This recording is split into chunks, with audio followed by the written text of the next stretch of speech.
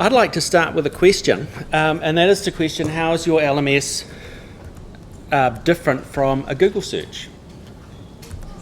My computer is possessed.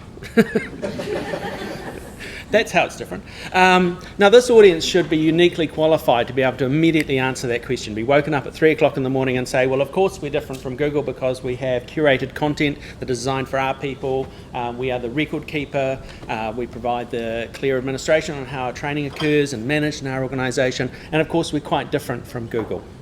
However, there is an area where we're not, and that's the when learners consume learning. At the moment, learners go into your site, they search for opportunities, and that is the moment you're expecting them to consume it. Now, that's not what actually happens. Your learners go into your site, they see lots of interesting options, oh, that's interesting, that's interesting. They go to the course page and they have a look, and they go back to the catalogue and they look for more options. So what's actually happening? The tool they're actually using is enrolment, and they end up with a record of learning that looks a bit like this. I'm going to call this record of learning inflation. Maybe it's worse than that. Who's got learners who've got enormous collections of records of learning, items in the record of learning, where they haven't completed the course? Large numbers. I think there's probably should be some more hands up, because I think I've seen a few sites and that would be the case. So without some sort of method for holding a course that is of interest, what do learners do? They enrol in them. So how do you get your learners to plan their learning, to consider when they're going to do the learning? And we've got a couple of options that do eventually lead to our development plan, by the way. The first one is we're using a really old school Moodle approach, which is having a large, elaborate course summary page before you enrol. And if you look at this page, you'll see what it is, who it's for, what you'll learn, how long it will take, who it's provided by, all the information you need to have before you enrol. How many people have this information visible after the learner has enrolled? Oh, I think more hands should be coming up. I've seen a few sites. When you put your hands up, they've got to be above your head. You learned that at school, right? So for us, we have join the activity once you're ready to enrol. And also we have this shopping cart model, an add to plan. So I'm showing here a block that's shown for a manager, so they can add it to their own plan or they can add it to one of their team members' plans. To be fair, I should recognise the work of government agencies in this room who have tackled this problem from a different perspective. I don't know if many of you know, but we are the heart behind, well not me, but this room is the heart behind the auto-enrolment plugin that most government agencies have here and probably don't even recognise where it comes from. But that plugin allows your enrolment to occur once the user starts interacting with the page. And that's kind of unique to our community, and I think hopefully we'll take over the world with this sort of thinking. So now I should actually move on to development plans. So let's say that I need to do this course, I think I showered this morning, and what I'm going to do is I'm going to add it to my development plan. Can you all read this? So, this is an attempt to get the whole plan in one page, and I think it's a fail. So let's go through it in parts. On my plan, I've chosen to click add a new goal. And I don't know if you've used the development plan functionality as it comes out of the box in Totara, but that's a series of tabs, a series of clicks, and to get to here is I think 6 or 7 clicks. To actually add the new goal, it's this interface, but it's not, I think it's more cluttered. So we've spent some effort to make this cleaner and smoother. So I'll just walk you through it. The learner adds a goal title, they add some description about their development goal, they add a due date, and then they link it with the performance objectives from performance management system, which is a completely consistent system. It's not Totara, so therefore it's not important. And it does, however, record their performance agreements and what they say they'll do in the year. And I think it's quite important if you're trying to determine your development goals that it be some relationship to what it is you said you'll deliver during the course of the year. So that's our integration with our performance system, which will remain nameless.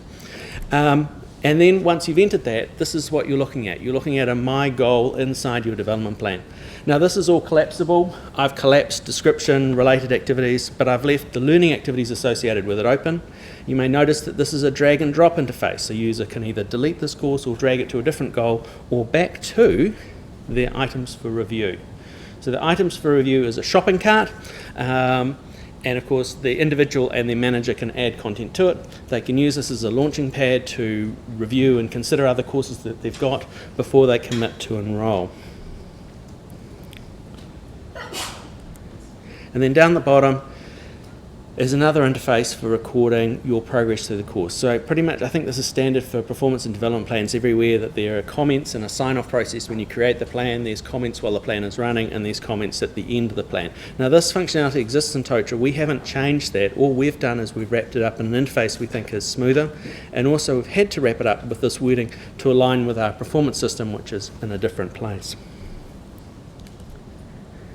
And then coming back to the whole plan. Makes hopefully more sense now. We've added one more thing, which is the temporary manager block. So this is just the temporary manager functionality that you already have. We've just added a piece here. We use a position-based HR system, which I think is common to most, and because the recruitment process is quite long in our organisation and people move and they respond to emergencies in other places, at any one time, roughly between 10 and 15% of our staff report to a vacant position. I suspect that's not uncommon, maybe it's a higher level, but as a result of that, we need to make who your manager is and who your temporary manager is really visible. So we've added this block to make that easy to do. And then I want to show off. This is Learning Intentions Report. So this is a summary of who is planning to do what course this year. So we have 12,000 staff, and I can tell you that 1,027 of them are planning to do a course around financial authorisation. 500 are going to do another course. This is a kind of vision of what our organisation is planning to do that I've been trying to achieve for a long time, and I'm quite proud of this in my showing off moment. So what we've solved. With our development plan integration, we've solved what the learner's workflow is in terms of introducing planning and better choices than rather just enrolling everything. We've tried to support the business process that's required in terms of performance development planning, and we've retained the snapshot of what the business is planning to learn but hasn't yet started.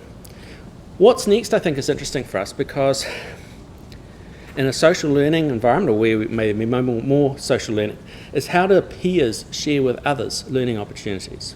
So maybe it's time for us to consider adding that add to plan block to also include members of your peers, or maybe friends that you trust through another system.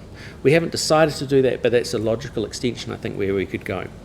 The other engine that we can use here is a soft push. At the moment, I suspect, like most of you, you have a hard push. You are enrolled, or you're enrolled in the program. But these are quite hard choices. It's very difficult for a learner to say, yes, that's a good option for someone in my role, but that's an area which I've covered off in something else. So a soft push might be an opportunity for those recommendations. And then the thing I'm excited about next year is combining the series of data that we've got to find out what people plan to do and then what they actually do. So that's our future. So thank you very much.